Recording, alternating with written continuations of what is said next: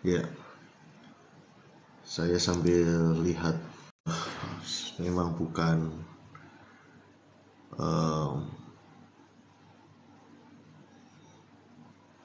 ceramah, webinar, atau menggurui yang lebih senior dan tanpa bermaksud mengganggu kenyamanan gereja-gereja yang ada, tapi mari diskusi, barangkali ada alternatif lain atau barangkali ada pemikiran yang belum terpikir, dan mungkin kalau kita bisa diskusi, bisa ada titik temu atau ada hal lain yang mencerahkan atau mungkin bisa didiskusikan lebih lanjut. Ya, silahkan bergabung dan selamat datang yang sudah mampir. Jadi ada yang di TikTok dan ada di Clubhouse.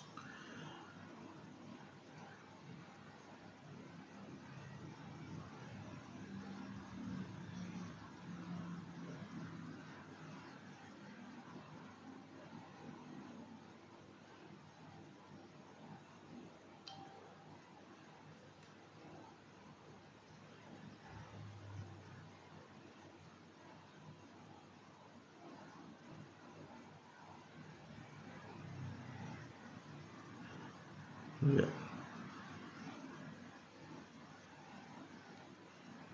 Silahkan Bapak Ibu bisa bergabung untuk interaktif di Clubhouse. Ya, di situ bisa juga bisa jadi pembicara tanpa takut terlihat karena nama dan identitasnya bisa disamarkan, lalu hanya audio podcast. Jadi silahkan jika ingin ngobrol-ngobrol lewat Clubhouse.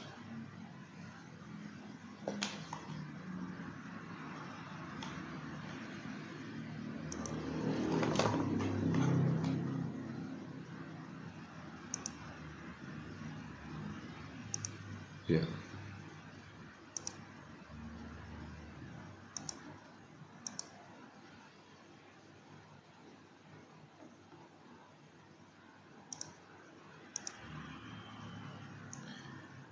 Ya, ada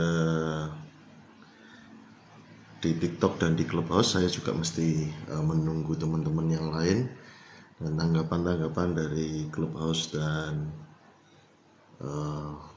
TikTok. Silahkan yang belum join. Hari ini kita akan bahas tentang Yesus Gereja No. Kembali ke serial yang sama. Di awal tahun dan di akhir tahun kemarin sudah dibahas beberapa hal tentang kepemimpinan gereja sel, keuangan gereja, Yesus Gereja No, dan penyimpangan ibadah. Sekali lagi bukan untuk menggurui, tetapi lebih ke sharing, berbagi.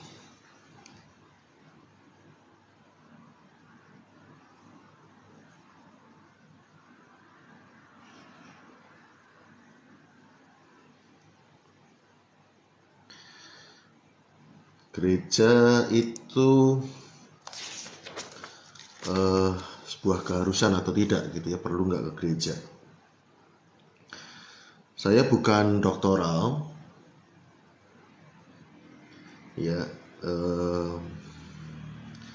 kan menurut saya Injil itu mesti bisa dipahami oleh orang yang sederhana sekalipun. Ya, orang yang maaf kata tidak berpendidikan sekalipun mestinya Injil bisa dipahami, dirasakan dan dimengerti. Kalau hanya lulusan STT dan doktoral dan bergelar saja yang bisa ngerti Injil,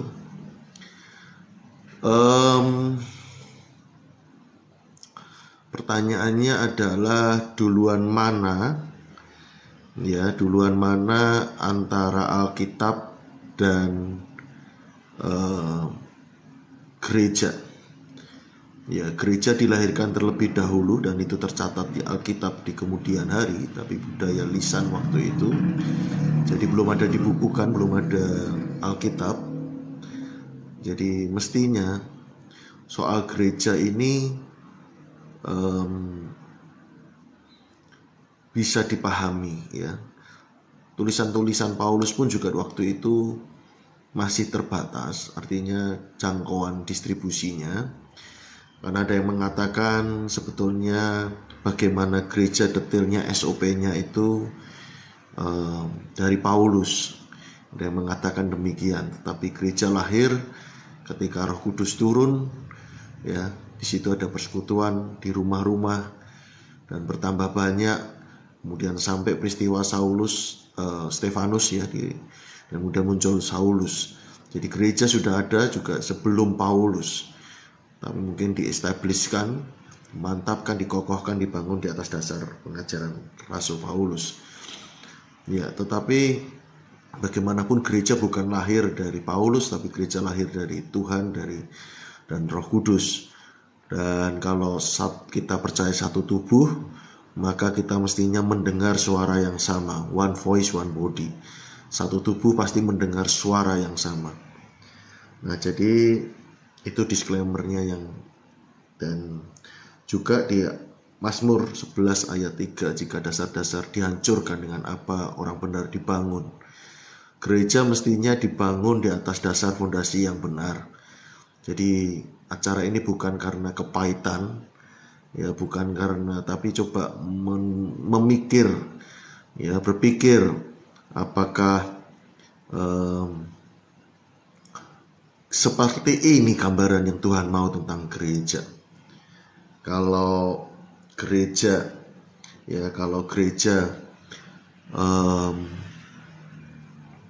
seperti ini, apakah Tuhan puas?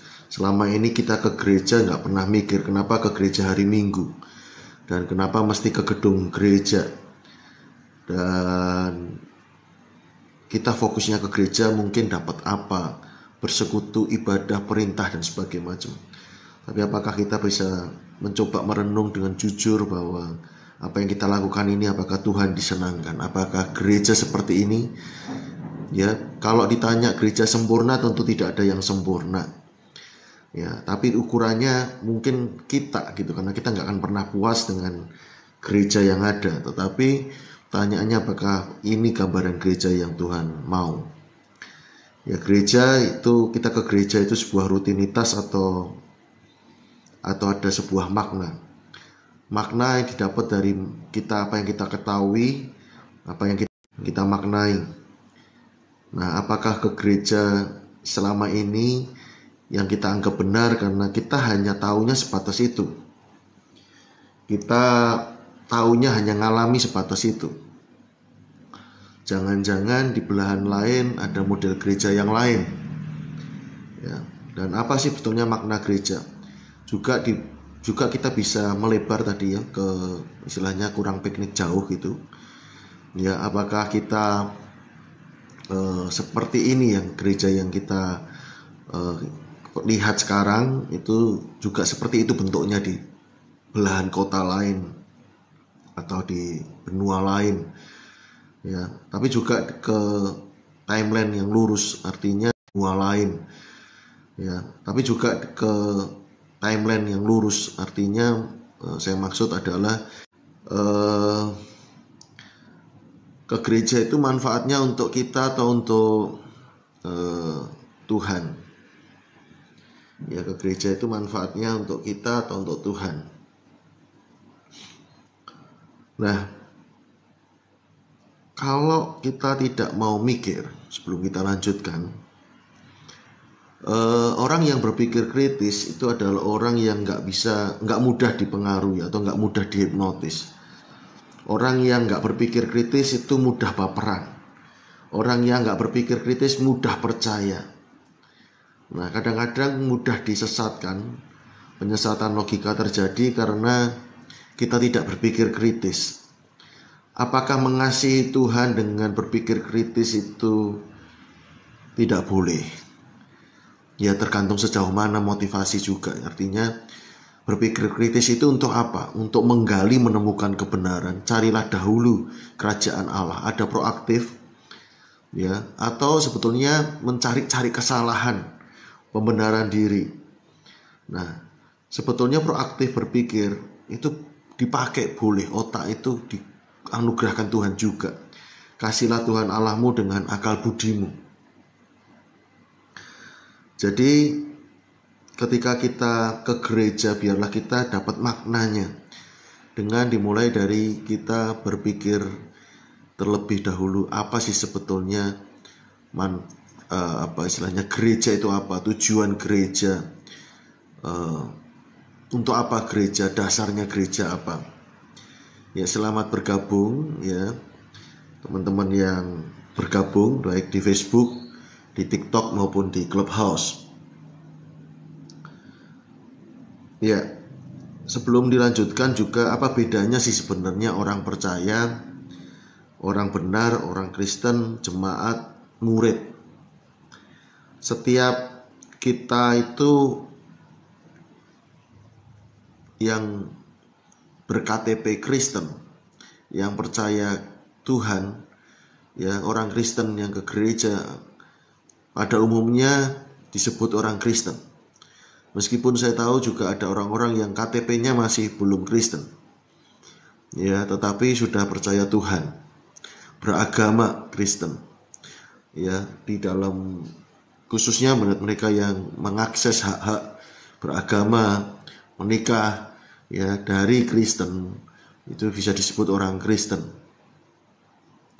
Lalu ada orang percaya, atau orang-orang ini percaya Tuhan, tapi belum tentu pengikut atau murid. Tapi juga ada murid atau pengikut, mereka yang bukan hanya percaya, tapi juga menuju keserupaan dengan Kristus, dipercaya Kristus. Lalu juga jemaat. Ya, jemaat belum tentu murid atau pengikut Tuhan. Orang percaya belum tentu jemaat. Dan orang benar, ya, ini bicara soal status pandangan kita, iman kita, kita dibenarkan. Benar karena dibenarkan. Nah, silakan jika ada tanggapan terlebih dahulu, ya, dari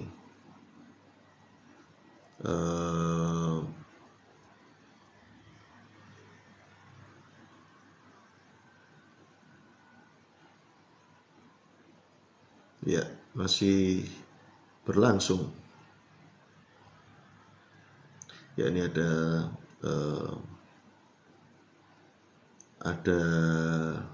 tanggapan dari Clubhouse. Ya, masih berlangsung ya.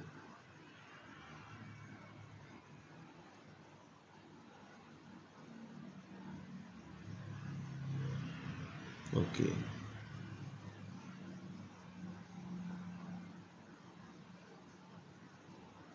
Ya.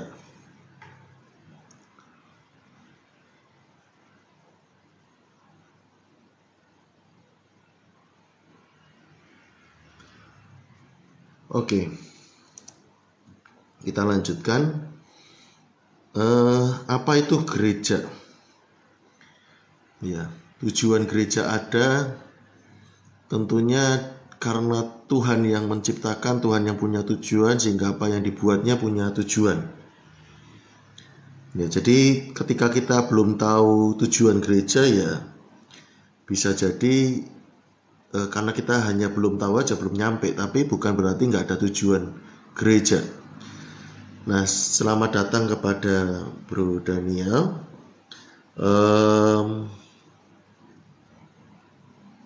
Apakah masih belum terdengar?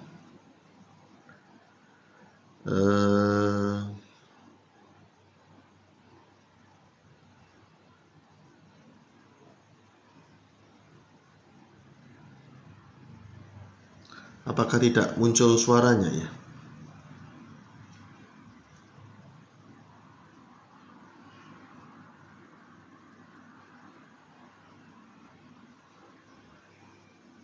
Apakah tidak muncul suaranya?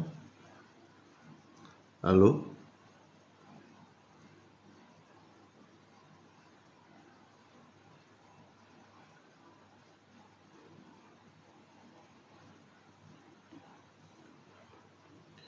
Ya, sebentar ada eh, saya tanggapi yang dari Clubhouse. Ya, apakah tidak bisa mendengar suaranya? Coba sebentar. Halo, bisa dengar suara saya? Mestinya bisa langsung ya. Apakah sekarang sudah bisa mendengar suara saya?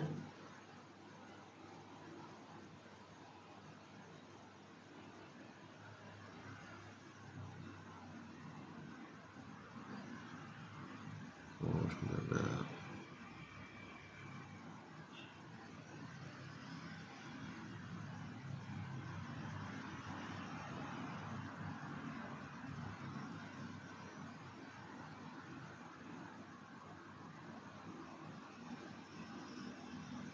Apakah sudah bisa dengar suara saya?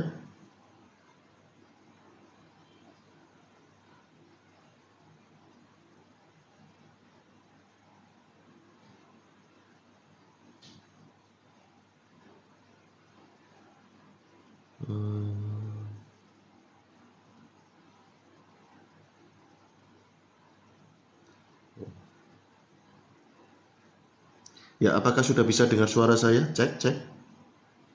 Ya, cek. Sudah bisa suara? Oke.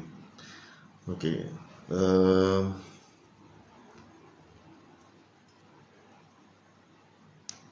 Kalau dengan ini apakah juga masih terdengar? Apakah dengan ini masih terdengar? Pak Daniel? Oke. Ya. Ya, jadi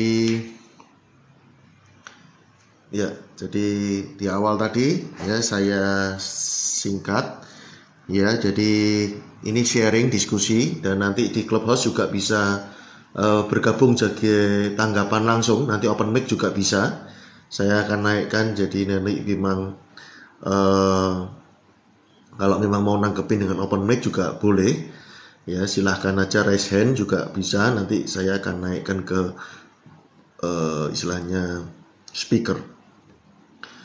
Ya, jadi ini diskusi sharing, bukan bukan webinar, bukan seminar, silahkan ditanggapin. Lalu saya hanya percaya bahwa Injil itu bisa dimengerti oleh semua kalangan. Ya, Injil itu sederhana. Ya, dan saya mikir Alkitab dengan gereja mestinya duluan gereja. Dan berarti untuk menjelaskan gereja seperti apa gereja, saya percaya Roh Kudus yang sama yang melahirkan gereja juga bisa menginspirasi, memberitahu, ya, menjelaskan, mengarahkan kepada kita semua. Roh Kudus itu mengajar. Jadi kemudian ini bukan karena kepahitan gereja, tetapi dasar-dasar orang benar jika dihancurkan, lalu dengan apa orang benar itu dibangun. Artinya gereja itu dibangun mestinya dengan dasar yang benar. Ya, bukan bangunan fisiknya saja yang punya dasar, tetapi mestinya secara definisi, secara gereja, keberadaan gereja itu mestinya juga punya dasar yang benar. Tuhan itu membangun dengan sebuah tujuan dan sebuah gambaran, sebuah pola yang pasti punya dasar ya, punya bentuk modal dasar yang dibangun seperti apa. Nah, saya tadi sampaikan bahwa berpikir kritis itu bukan sedang seperti katanya wasit gitu ya, yang lari ke sana ke sini hanya untuk mencari kesalahan. Bukan, tapi berpikir kritis itu proaktif ya, menggambarkan bagaimana mencari dahulu kerajaan Allah dan kebenarannya, itu proaktif. Carilah dahulu. Ya, dan kalau firman Tuhan katakan mintalah maka kamu akan mendapat, maka juga saya yakini bertanyalah maka kamu akan dapat. Bertanya itu proses berpikir. Ya, karena bahasa Inggrisnya asking itu sama dengan meminta dan bertanya. Jadi Tuhan izinkan kita untuk minta, Tuhan izinkan kita untuk bertanya, maka kita akan dapatkan jawaban. Nah, kita ini ke gereja seringkali nggak berpikir. Banyak orang ke gereja ditanya kenapa, ya semua orang begitu. Ke gereja hari Minggu ya semua orang melakukan itu. Ya orang Kristen harus ke gereja. Ya karena Sabat, apa iya gitu kan. Jadi tapi kalau bagaimana kita bisa memaknai gereja itu tergantung daripada apa yang kita tahu dan apa yang kita maknai tentang gereja. Nah, jangan-jangan kita ini terbatas apa yang kita ketahui, baik literasi kita, pikniknya kita. Kalau ada orang bercanda katanya kopinya kurang kental gitu ya. Nah, kita juga bukan hanya melebar, artinya bukan hanya pengalaman kita dengan dunia lain, kota lain, daerah lain, tetapi juga mungkin kalau digambar garis lurus adalah masa lalu, sejarah gereja seperti apa sebetulnya. Kita belajar sejarah tetapi kita tidak belajar apa-apa dari sejarah itu. Kita hanya hafal mungkin tokoh-tokohnya. Tokoh si A melahirkan gerakan apa. Tetapi kita selalu mengulang kesalahan yang sama, selalu berkata bahwa yang di depan atau yang kita alami sekarang gerakan baru itu selalu sesat. Dan gereja yang kemarin-kemarin ini adalah gereja yang konvensional kuno. Kita ke gereja selalu mencari yang cocok buat kita. Tidak semua gereja katanya ya kan kembali kepada selera kita dong. Pertanyaannya ke gereja ini punya siapa, gereja ada dari siapa, dan bagaimana dengan kepuasan pendirinya yang mengadakan itu. Kalau ini gagal dipahami di awal, maka nanti aktivitasnya, karena saya belajar dari karismatik ya, atau dari Protestan pun juga sama ya, latihan paduan suara, latihan musik, acara-acara, evaluasinya pernah nggak sebetulnya mencoba berenung apakah Tuhan puas dan disenangkan dengan aktivitas kegerejaan kita? Kalau enggak nanti enggak akan pernah masuk di dalam evaluasi, selalu berpikir kita ini, kurang begitu ya, fals, selalu dihubungkan dengan apa yang enak dan enggak enak dengan menurut kita. Nah, orang sebelum soal gereja, ada tadi saya terakhir berkata tentang menyinggung soal orang percaya, orang benar, orang Kristen, jemaat, murid dan pengikut atau pengikut. Ya, tidak semua orang Kristen itu pengikut Kristus. Tidak semua orang Kristen itu berjemaat, ya. Tidak semua orang Kristen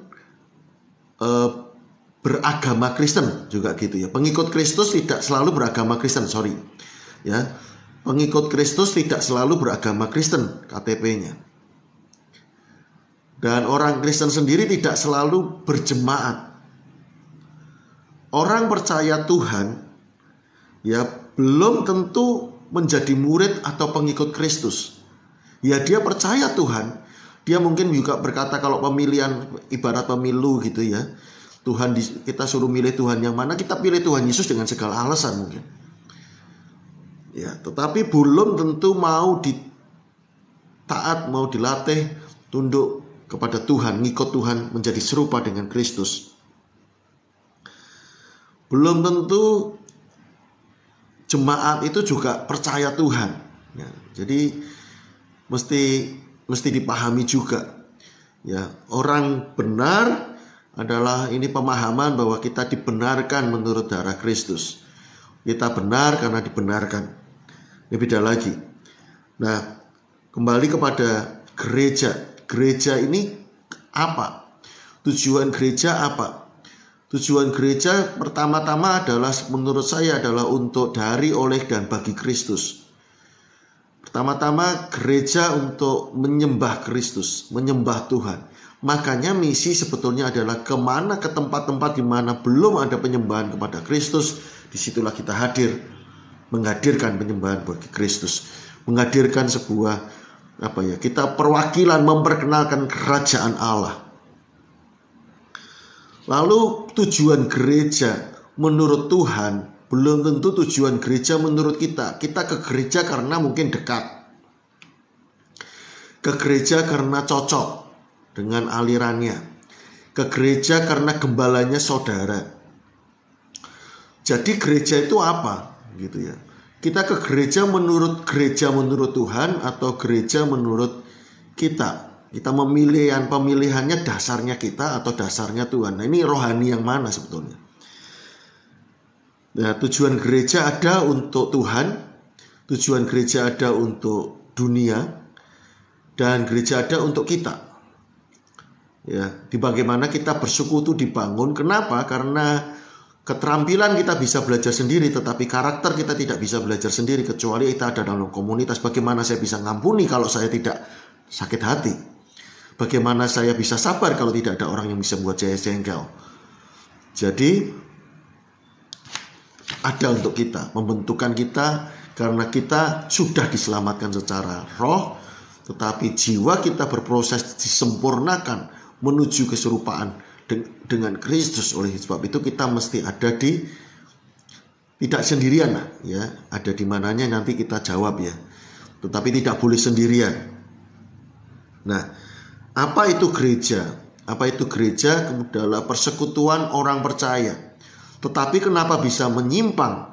Bukan lagi persekutuan orang percaya. Kalau persekutuan orang percaya mestinya ya kita fokusnya kepada orang. Nah, sebelum lebih lanjut kita mesti juga berpikir tentang esensi gereja. Hal apa yang hilang? Kalau itu dihilangkan dari gereja, maka gereja tidak lagi bisa disebut dengan gereja. Ya. Jadi disitulah kita mestinya mikir ya. Kalau kursi itu tidak ada, gereja tetap disebut gereja. Bahkan bangunan pun kalaupun tidak ada, bangunan gedung gereja, mestinya kita tetap bisa bersekutu. Ya, arisan itu nggak pernah ribut soal tempatnya duluan. Arisan ribut atau istilahnya yang disiapkan adalah orangnya siapa yang mau gabung arisan. Berapa jumlah nominalnya. Tetapi nggak ribut soal di mananya. Ya, arisan bisa di mana saja. Demikian persekutuan kita mestinya bisa di mana saja. Nah, sejak kapan sebetulnya gereja itu menyimpang? Ya. Kalau beberapa orang bersekutu, lalu kemudian di situ ada yang alamiah muncul sebagai pemimpin, kemudian kita dengan sendirinya menaklukkan diri kepada kepemimpinan seseorang itu, yang mungkin kita anggap lebih dewasa, lebih rohani, maka muncullah seperti koordinator misalkan demikian. Nah, ketika penuh gitu ya, misalkan di suatu rumah itu ketika banyak jumlahnya dan tempatnya nggak cukup, kemudian kita berpikir perlu gedung, cari gedung yang lebih luas, pinjem sewa, atau perlu full timer administrasi. Mungkin pertamanya nggak disebut full timer, kayak sukarelawan. Dulu awalnya pakai gitar, tapi kemudian perlu mic, perlu speaker kecil, perlu awalnya gitar, perlu single keyboard. Lama-lama muncul ada sakramen. Kemudian butuh pendeta, bingung nih organisasinya apa. Nah, pertanyaannya apakah itu satu-satunya solusi ketika gereja makin diberkati dan menjadi penuh? Kan seharusnya enggak. Kalau gereja adalah keluarga Allah, makanya sebetulnya pembelajaran keluarga itu ada di pemikiran kita juga. Anak itu makin gede ditanya nih kapan nikah. Udah nikah ditanya lagi kapan punya anak. Nah, gereja mestinya ketika gereja ya, artinya orang tuh harusnya ditanya mau berapa lama di sini. Kamu mesti segera menikah, kamu mesti segera keluar. Gereja itu masuk, dilatih dan diutus. Ya, kayak misalkan Abraham ngutus anak buahnya melepaskan Lot, yang lahir di rumahnya dilatih, yang terlatih dan diutus. Gereja mestinya melatih orang untuk diutus. Jadi jangan lama-lama. Gereja makin besar karena yang lama nggak diusir, yang baru datang. Ketika gapnya makin tinggi, gereja justru bangga. Sebenarnya orang tua kalau dalam kehidupan keluarga yang normal, mungkin orang tua semakin banyak gini nih dan nggak diutus-utus, nggak dewasa-dewasa ya, orang tuanya masalah. punya andil. Ya, jadi gereja itu disuruh banyak bukan besar. Masalahnya kita ngumpulin orang bukan pada bersekutu. Persekutuan tidak memerlukan, biasanya gini, untuk bersekutu itu bisa di mana saja untuk berkumpul. Tempat perkumpulan itu ada di mana-mana. Berkumpul itu bisa di mana-mana, tapi kalau tempat perkumpulan, tempat persekutuan beda lagi. Tapi kalau berkumpul, bersekutunya bisa di mana saja. Nah, 1 ton gajah dengan 1 ton kecoa beda. Amanat agung bahkan perintah di Kejadian 1 bertambah banyak, bukan bertambah besar mengumpul di satu tempat, tapi bertambah banyak. Nah, tidak baik manusia seorang diri saja. Menurut saya itu hukum bukan untuk pacaran, bukan hanya untuk orang menikah saja, tetapi juga tidak baik manusia itu seorang diri saja. Tidak baik manusia itu sendirian. Pasti ada hal yang tidak baik terjadi ketika kita sendirian. Makanya sebagai orang percaya tidak dianjurkan, tidak boleh dan tidak bisa sendirian. Yang penting kan saya doa sama Tuhan. Iya, kalau kita perlu bangun hubungan pribadi dengan Tuhan secara pribadi, tetapi kita perlu persekutuan. Gereja persekutuan orang percaya, gampangnya begitu. Ya, tetapi walaupun saya bisa bahas dari bahasa ya, yang aslinya konon ya, seperti DPR, orang yang dipanggil keluar dari gelap kepada terang, orang yang dipanggil keluar duduk di pintu gerbang kota untuk menentukan nasib sebuah kota. Ya, jadi gereja ada untuk di mana dia berada. Usahakanlah kesejahteraan kota di mana kamu berada. Nah, jadi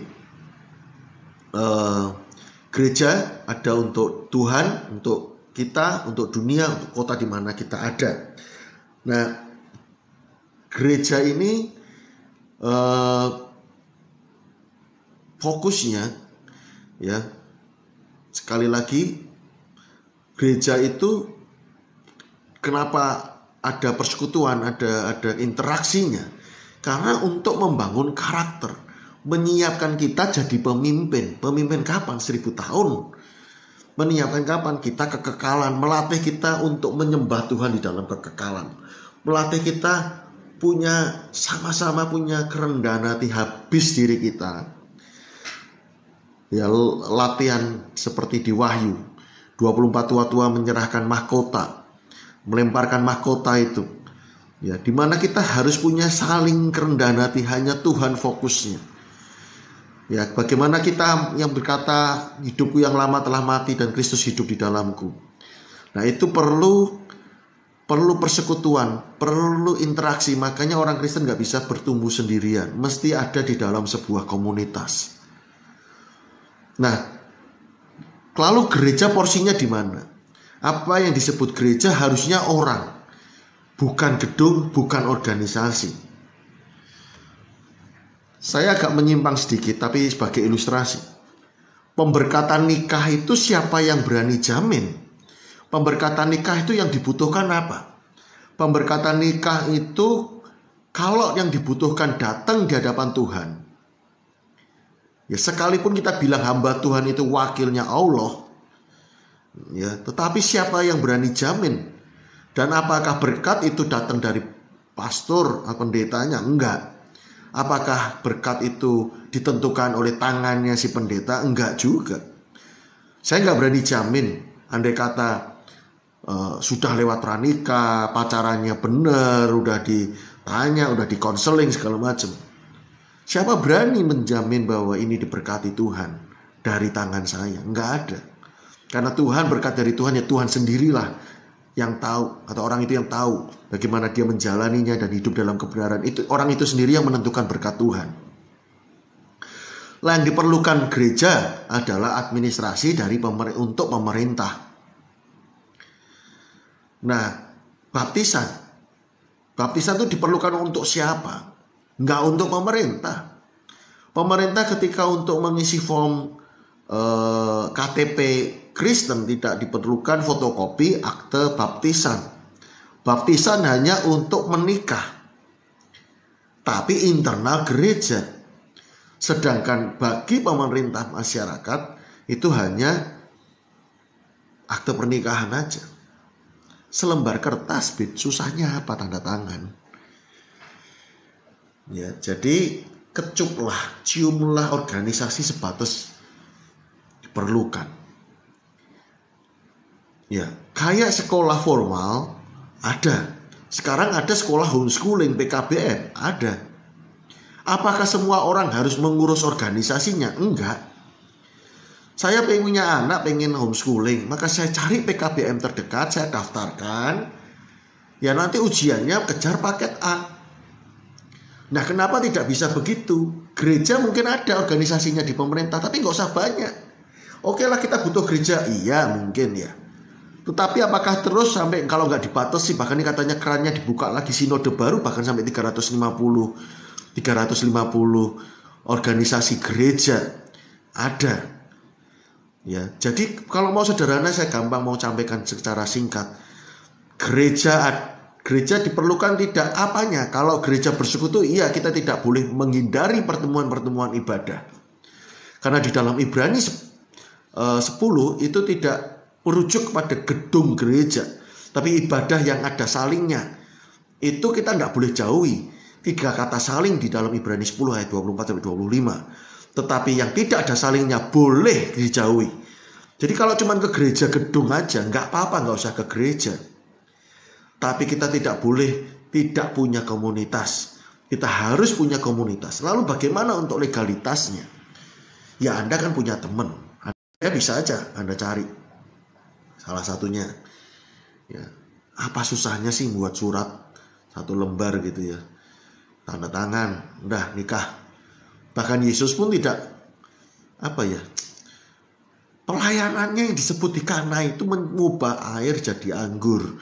Bukan pemberkatan pernikahan. Pelayanannya Yesus menyembuhkan, mengajar, mengusir setan. Ya, tetapi tidak memberkati pernikahan.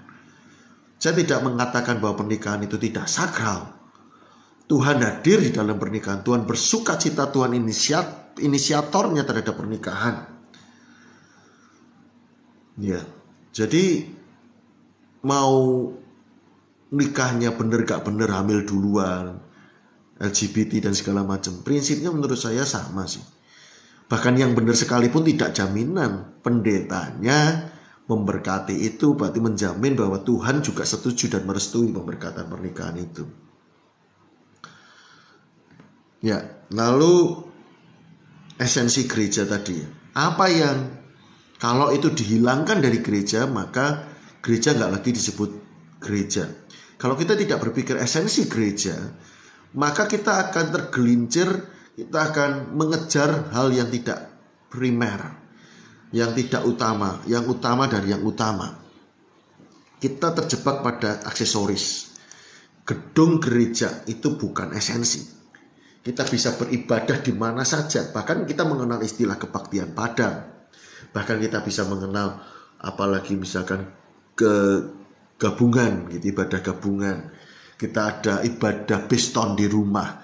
Sebetulnya ibadah bisa di mana saja kan. Jadi kursi, kalau tidak ada kursi pun juga itu bukan esensi. Gereja tetap bisa disebut gereja tanpa kursi. Nah, jangan sampai kita ini mengejar hal yang aksesoris, yang nggak penting. Kembali kepada tadi, kalau persekutuan di awalnya saja itu bisa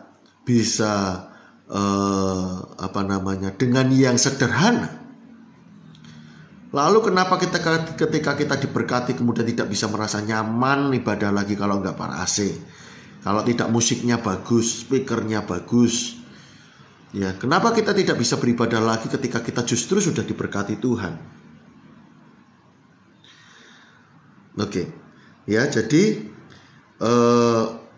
lama-lama biaya persembahan yang masuk pun itu juga akhirnya bukan untuk misi, untuk tujuan Tuhan mengadakan gereja, tetapi operasional, habis untuk operasional. Oke, sebelum saya lanjutkan, Pak Daniel, silahkan jika mau bicara, ini saya akan invite untuk speaker. Ya, silahkan. Ya, halo. Ya, ya, ya, ya, ya, ya,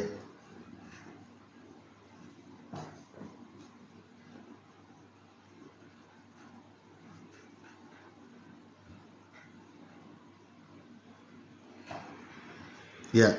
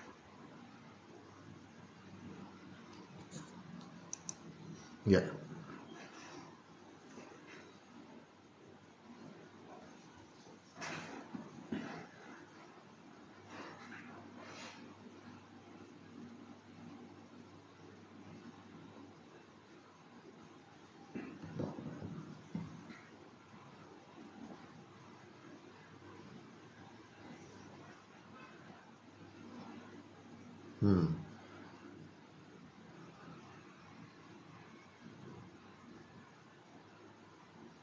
ya, ya, ya, ya. Eh, jangan manggil Pak, Pak juga nggak boleh manggil Pak ya, saya juga nggak mau. Iya, jadi sedikit ngulang ya tentang fenomena gereja online ya. Ini karena saya juga nyoba live. Uh, ya, ya, ya, update aja enggak apa-apa.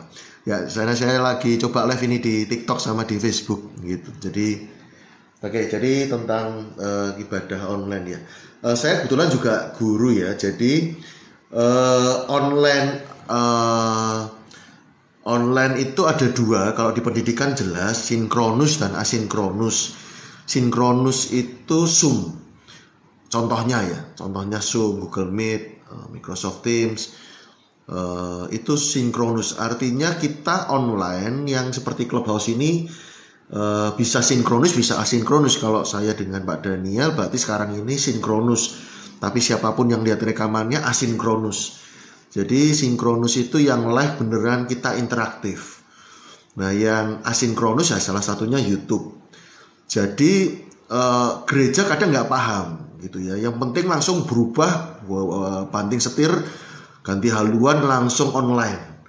Nah, langsung online-nya ini yang kemudian menurut saya ibadah YouTube bukan ibadah. Ibadah YouTube mirip apa ya, mungkin cari makan ya pribadi gitu ya. Tapi kalau kembali makna gereja adalah persekutuan, ya nggak dapat gitu. Jadi kalau mau yang jadi gini, kalau saya ditanya, saya akan komitmen di mana kalau pakai istilah komsel atau KTB atau apa, saya akan komitmen di komunitas saya, komsel saya, karena komsel saya adalah gereja atau keluarga saya adalah gereja, bukan gereja yang punya komsel. Jadi kita tidak perlu ke gereja asalkan kita punya komunitas. Jadi jangan dibalik dengan merasa sudah putar YouTube kemudian kita merasa sudah ke gereja. Karena di dalam YouTube tidak ada interaktif, bahkan jangankan online, onsite pun saya juga sudah mengatakan orang ke hari Minggu itu nggak perlu gitu, karena di situ nggak ada saling. Kan orang berkata gimana saling? Kan Jumat saya 1000. Iya, siapa suruh 1000? Karena di awal Tuhan sekali lagi Tuhan suruh kita banyak bukan besar. Sekali lagi kalau sudah banyak harusnya mecah, harusnya disebar. Harusnya kita tuh nyebar kecil-kecil tapi banyak, bukan yang gede. Jadi makin banyak komunitas. Nah, lalu kita berjejaring.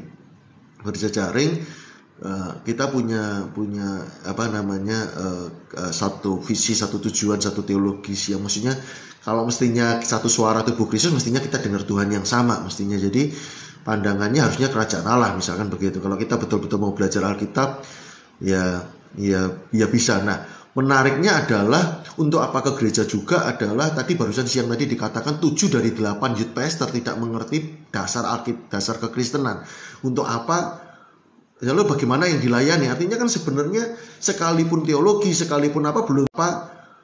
Lalu bagaimana yang dilayani? Artinya kan sebenarnya sekalipun teologi, sekalipun apa belum tentu juga paham belum tentu paham gitu. Jadi kalau menurut kembali kepada online tadi, termasuk yang onset sebetulnya gitu. Onset kenapa saya sudah temui fenomena ini, ada orang full timer di gereja A tetapi kemudian dia punya pelayanan lain. Ada full timer di gereja A tetapi sebenarnya dia pengagum pendeta B yang bukan dari gerejanya. Dan radio bukunya semua keyakinannya sebenarnya mengikuti pendeta B, bukan gembalanya. Itu padahal pengajaran apa yang kita dengar itu bukan sekedar pengetahuan. Berulang-ulang yang kita dengar dari top sumber yang sama itu mengandung unsur nilai yang akhirnya unsur keyakinan dan kemudian menjadi nilai. Nah, ketika nilai-nilai itu berbeda, maka akan muncul jengkel, marah. Kita akan marah dengan gembala karena apa? Karena nilai kita kemudian menjadi nilai yang berbeda dengan gereja tersebut. Jadi apa yang kita tangkap di panca indera pengetahuan menjadi pemahaman, menjadi makna, kemudian menjadi keyakinan. Nah, di pengetahuan menjadi pemahaman, menjadi makna, kemudian menjadi keyakinan. Nah, di level keyakinan ini yang gerejanya sehari minggu bisa berapa kali ibadah, apalagi YouTube bisa sewaktu-waktu. Nah, kenapa itu tidak baik? Karena tidak melatih karakter. Oke, kita bisa tahu Alkitab, kita bisa kenal Tuhan, tetapi tidak melatih karakter. Kenapa di dalam persekutuan seperti Zoom katakanlah masih masuk akal? Karena misalkan janjian jam 7. Oke, jam 7 dong. Open host ya, open cam gitu. Open hostnya di meetingnya di open. Lalu itu ada komitmen. Ya, hari apanya kan komitmen bersama. Oke ya, yuk kita ketemu, yuk di Zoom, yuk kita bersekutu. Nah, itu kesepakatan bersama, lahir dari kesepakatan. Makanya ketika saya hadir karena saya menghargai waktunya orang lain, dan kalau orang lain datang juga karena menghargai waktu saya, dan juga menjadi diri yang lebih baik karena melakukan apa yang dia janjikan. Jadi dia setia dengan omongannya dia sendiri. Dia melatih dirinya setia dengan apa yang dia janjikan sendiri. Jadi dalam persekutuan itu ada karakter yang dilatih, bukan hanya sekedar mendengar khotbah. Ya kalau di YouTube sih jajan ya menurut saya ya. Jadi denger pun juga sebetulnya nggak suka, dulu saya keliling ya. Tapi kemudian sampai ke sekarang ini saya berpikir hati-hati dengan apa yang didengar secara berulang-ulang. Karena kalau tidak, dan juga gini, yang hati-hati yang didengar yang tidak sama juga punya pengaruh, karena akhirnya tidak membentuk apapun dalam diri kita, tidak mengubah apapun dalam diri kita, karena kadang tabrakan, kadang nilai si pendeta A dengan pendeta B berbeda, sehingga akhirnya kalau program itu error didebak, maka ya nggak akan lakukan apapun. Ngeprint kalau program softwarenya error ya nggak akan bisa ngeprint. Nah, hidup otak kita juga sama, kalau program yang diinstal nggak sama, kekacauan terjadi, bingung, artinya kita belum betul yakin. Sementara levelnya kalau kita berubah, itu dari keyakinan. Orang benar hidup oleh iman. Orang manusia digerakkan oleh apa yang dia yakini. Jadi kalau dia nggak sampai sentuh levelnya keyakinan, orang nggak berubah sebenarnya. Nah, untuk sampai level di situ makanya harus sinkron. Apa yang kita dengar, apa yang masuk itu harus sinkron. Jadi keliling-keliling gereja juga nggak bagus. Ya, maksudnya keliling dengerin khotbah orang ya. Perbandingan boleh, tetapi kalau yang kita kemudian harus tetapkan mana yang aku harus sering kasih makan dari satu sumber. Ya kita perlu cari yang lain karena mungkin supaya tidak terhipnotis, supaya nggak tahu apa-apa gitu ya. Tapi ada filternya lah, ada satu yang kita pilih supaya nggak tahu apa-apa gitu ya. Tapi ada filternya lah, ada satu yang kita pilih yang kita yakini bahwa ini benar. Jadi kalau soal persekutuannya, perlu persekutuan ya, perlu interaksi ya. Disitulah ada Zoom, ada mungkin WA sedikit menolong lah, kayak video call, di grup gitu. Mungkin itu dulu tanggapannya. Mungkin itu dulu tanggapannya.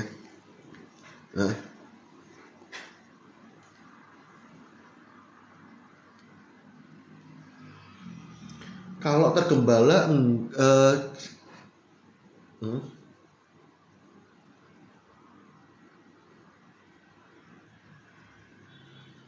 iya, iya. Tapi kan bisa, maksudnya gembala dan tidak apa ya? Eh, se- ya, ya, ya, ya, ya. Ya yang lain jajan artinya kan menu pokoknya. Kalau saya kebetulan yang belakangan ini belajar NLP dan hipnotis bicara soal otak ya. Ya kalau bicara soal Roh Kudus ya beda lagi, maksudnya urapan dan ini. Tapi ketika saya belajar otak, itu tadi sih kesimpulan saya sih, gitu. Nah kalau yang dalam soal digembalakannya dalam kol alan ya mungkin sumber pemikirannya ya. Tapi kalau dari komunitas sebenarnya kita saling sih. Artinya saya percaya Tuhan itu nggak akan ngasih ular ketika minta roti istilahnya gitu. Jadi kalau kita hati kita tulus, kita diingatkan di lingkungan aman, hidup yang aman, saya Kristen yang sehat itu bukan bergabung di gerejanya sih, tetapi di dalam sebuah komunitas, bahkan komunitas pun bisa dirintis gitu. Yang menurut saya ya tadi kalau misalkan nanti di komunitasnya maaf ya, saya kalau misalkan lebih tua atau lebih Bro Daniel gitu ya katakannya mau baptis orang gitu ya, ya hubungi saya tak keluarin surat, atau kedua silahkan kontak nanti tak usulin ke organisasi gereja untuk diangkat jadi pendeta. Sebabnya sekarang ada gereja, ada sinode-sinode yang memungkinkan untuk itu. Ada pendeta yang tidak harus menggembalakan seperti saya, ada pendeta yang tidak harus gereja besar, ya tidak harus menggembalakan jumlah 30, 8 orang aja bisa jadi pendeta. Ada gitu ya komunitas gereja-gereja rumah, komunitas ada orang yang nggak mau ribet organisasi, ya sudah istilahnya berjejaring, nanti ketika butuh pemberkatan pun ya silahkan diberkati Bro Daniel ya, terus nanti saya keluarin surat pernikahan, nggak masalah. Tapi artinya perlu tertanam di komunitas bukan gereja sih menurut saya. Nggak baik manusia sejati tetap nggak boleh sendirian, tapi nggak bergereja nggak apa-apa. Hidup tanpa gereja nggak masalah, hidup tanpa Tuhan baru bermasalah, hidup tanpa gereja nggak bermasalah menurut saya.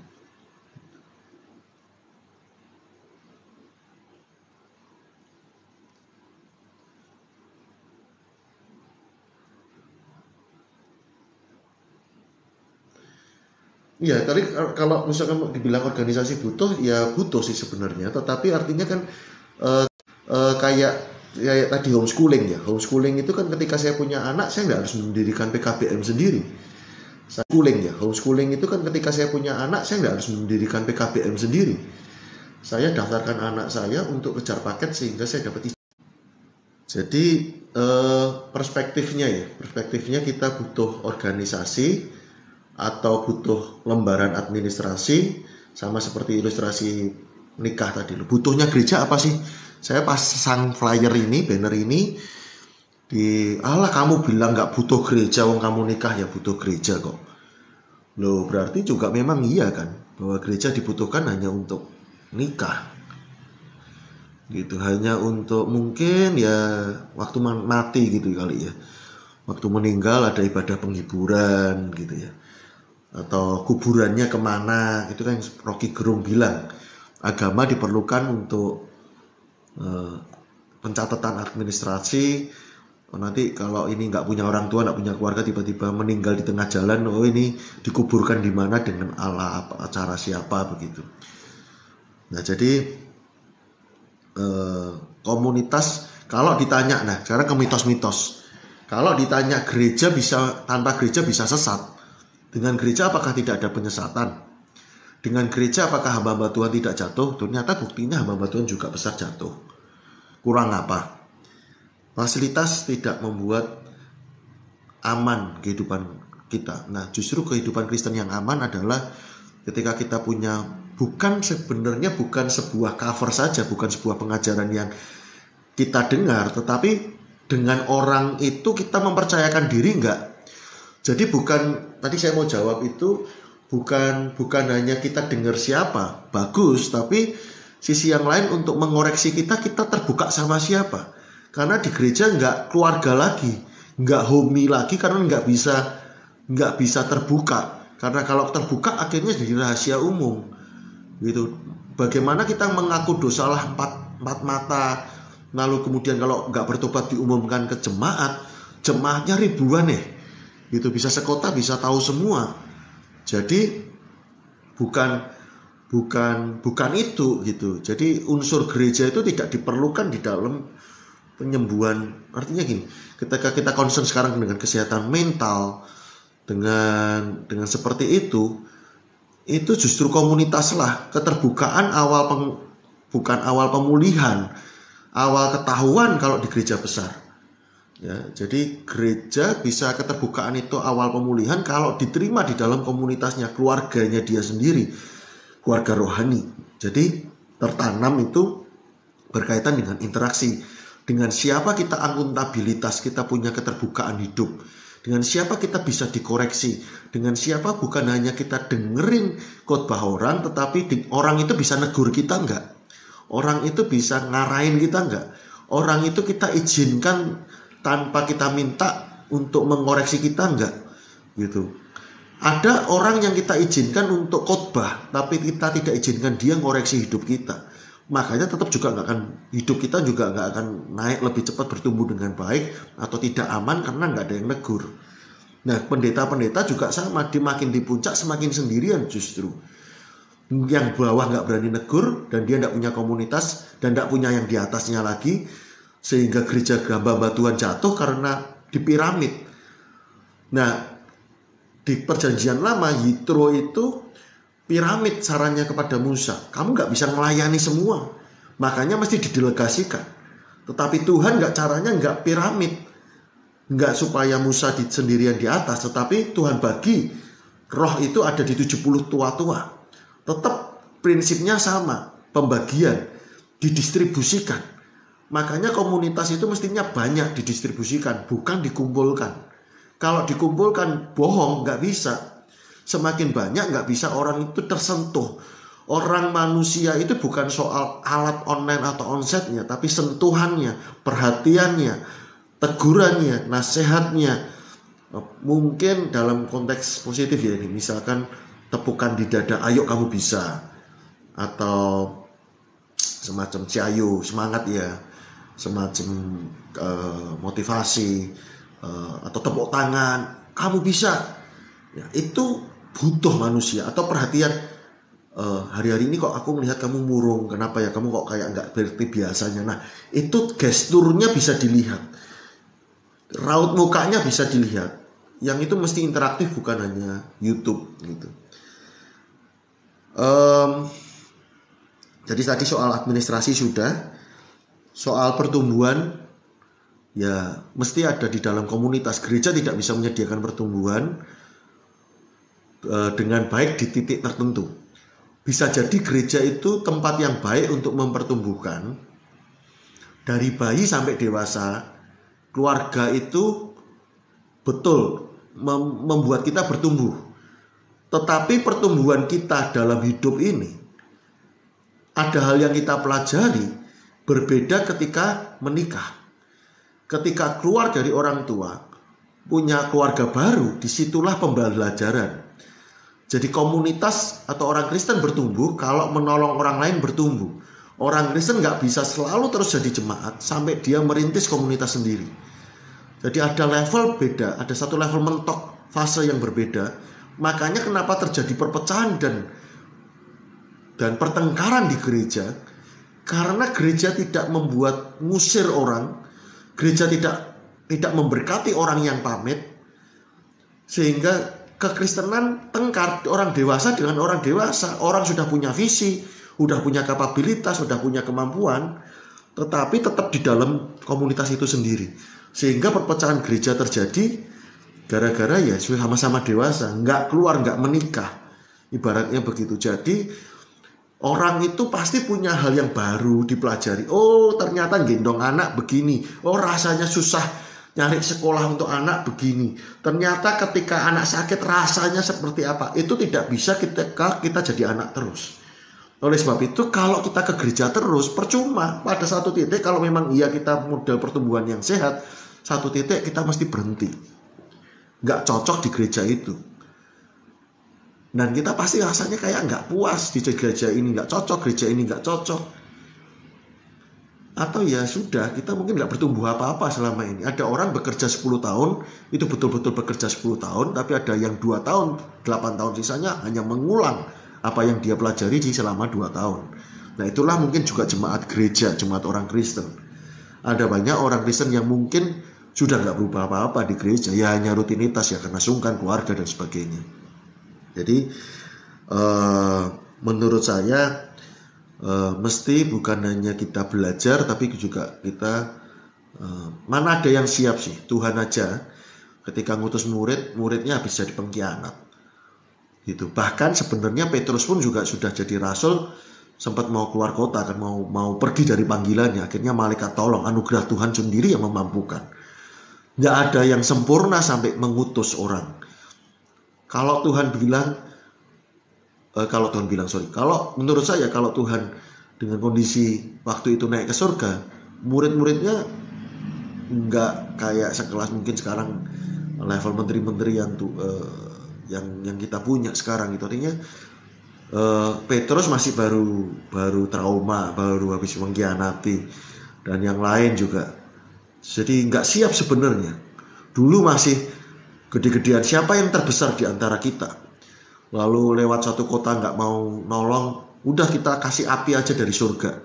Secara karakter sebenarnya nggak sempurna, tapi Tuhan janji dengan Roh Kudus mereka dimampukan. Dengan mereka belajar mendewasakan orang lain, justru hidup kita bertumbuh. Kalau orang itu nggak pernah berdoa, dapat orang yang dibimbing dan punya masalah minta tolong didoakan, maka kita punya pokok doa. Jadi itulah prinsipnya kenapa kita mesti menolong orang lain bertumbuh.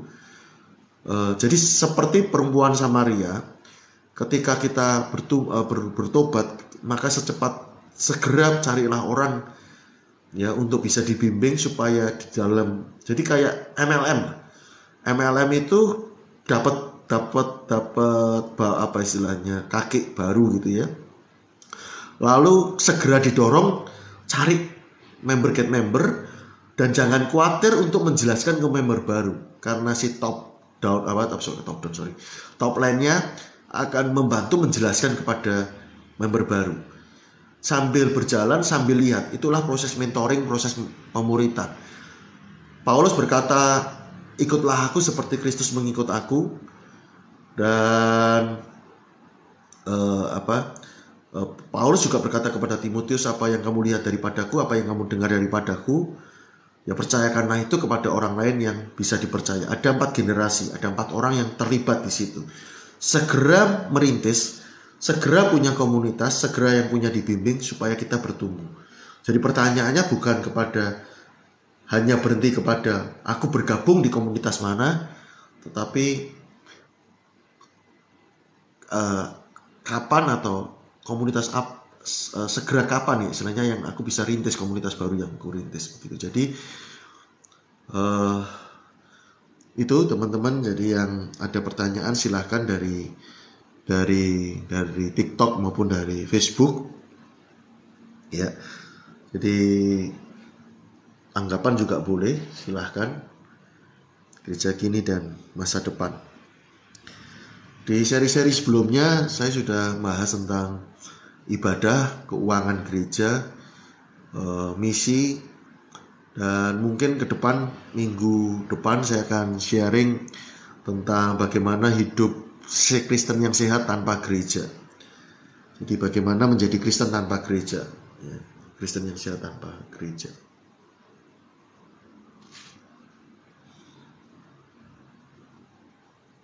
Gereja dalam arti organisasi, karena persekutuan sekali lagi tidak baik manusia seorang diri saja, tidak boleh sendirian tanpa komunitas. Jadi ya tidak bisa kita bilang yang penting saya berdoa sama Tuhan tiap pagi saat teduh. Lah ya prakteknya gimana kalau nggak punya komunitas? Jadi perlu praktek.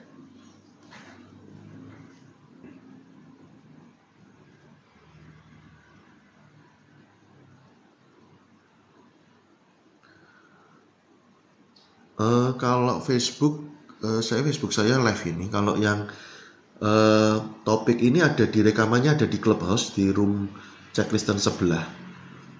Itu tadi ada beberapa yang Saya masih di Clubhouse. Nah, awalnya saya berpikir awal-awal dulu orang lebih nyaman karena tidak pakai nama sendiri, bisa tidak perlu muncul video, lebih praktis dan lebih terbuka gitu Pak. Iya.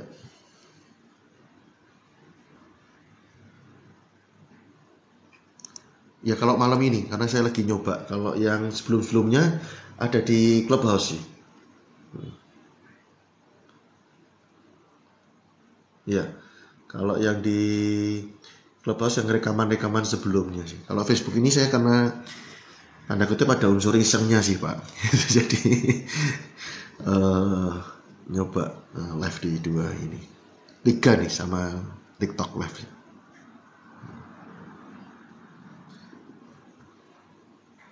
Ya silakan yang mau bergabung juga boleh jadi host yang di TikTok live.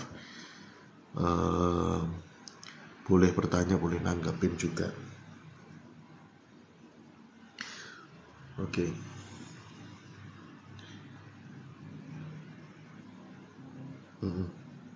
Iya, iya. Boleh tahu Pak di kota apa Bro, di kota mana begitu? Ya. Ya, ya.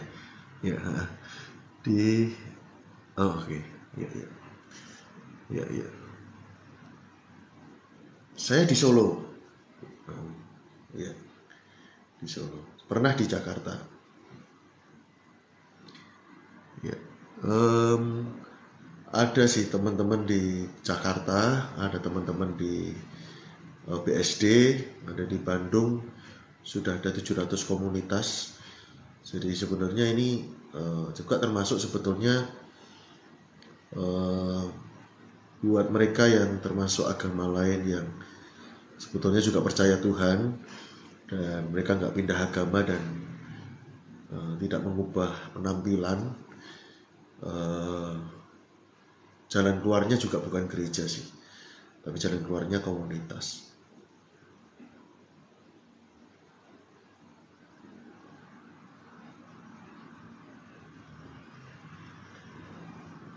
Em, Ukuran kalau secara matematis ada 15 kali eh, orang ya. Itu yang 15 kali 15 min 1. Sorry, bukan. Sebentar.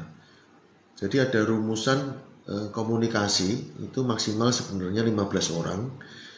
Tapi kalau gereja-gereja ada yang mau pakai istilah 12 karena Yesusnya muridnya 12 ya silahkan, gak ada patokan jumlah.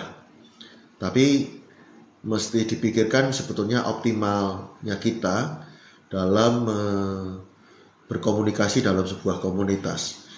Apakah bisa terjangkau semuanya berkomunitas atau artinya dalam komunikasi, atau sebetulnya ada yang agak terpinggirkan, agak terabaikan, agak nggak diperhatikan gitu dalam sebuah komunitas.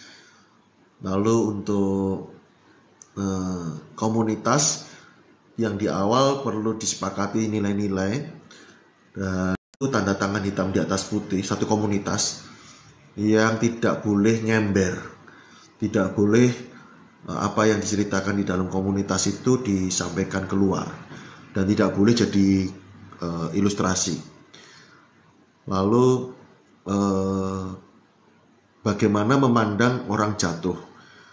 Nah, ini belum topik yang belum saya bahas. Ya bagaimana ketika ada hamba Tuhan, ada saudara kita yang jatuh.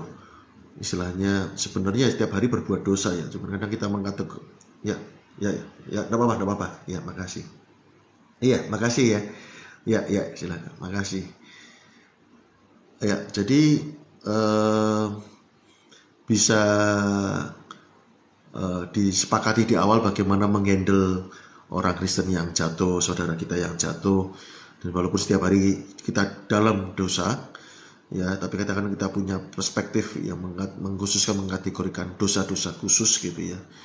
Khotbah dan kenyataannya berbeda. Kenyataan khotbahnya berkata tidak ada dosa besar kecil, tapi seringkali stigma tetap masih ada ketika seseorang tanda kutip jatuh dalam dosa. Nah, ini perlu diajar di awal justru bagaimana keluarga itu. Seringkali kita berkata keluarga, nama gereja keluarga, tetapi nggak betul-betul ngerti nilai-nilai sebuah keluarga. Bagaimana menyeimbangkan antara penerimaan dan kebenaran. Bagaimana kemudian menegur tapi tetap menerima orangnya. Bagaimana implementasi daripada bencilah dosanya, kasihlah terimalah orangnya. Jadi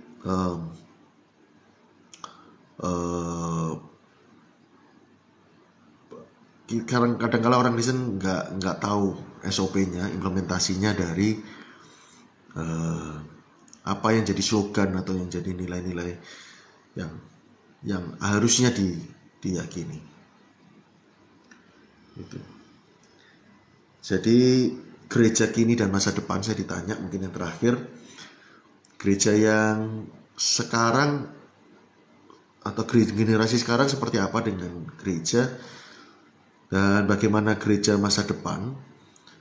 Generasi sekarang menurut saya kebutuhannya adalah gereja atau pemimpin Kristen, orang Kristen yang otentik, yang asli, yang jujur, ya, dan mereka lihat prosesnya, bukan sempurnanya. Lalu kemudian generasi sekarang butuh komunitas. Gereja mungkin lagi sudah dapat stigma label yang jelek, tapi komunitas masih bagus.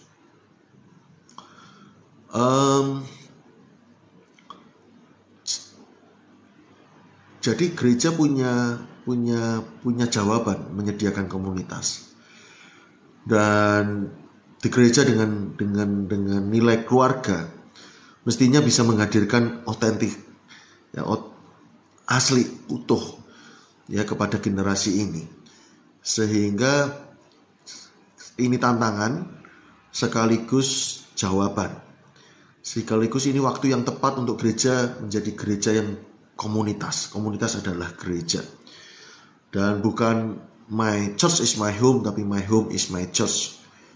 Ya, my home is my church, bukan my church is my home. Gereja berkata keluarga itu penting, tapi seringkali gereja memisahkan keluarga, mengurangi waktu keluarga hanya untuk urusan gereja. Jadi kalau yang baru bergabung silahkan dengarkan rekamannya, ya, dari Clubhouse atau di Facebook. Ya, tapi kemungkinan dari Clubhouse saya bisa download dan kemudian saya coba akan upload ke YouTube. Ya, terima kasih. Silakan jika ada tanggapan boleh boleh bertanya, ya, di Clubhouse. Tinggalkan atau kirim pesan atau kepada di Facebook, bisa di Messenger atau di TikTok, bisa ke DM.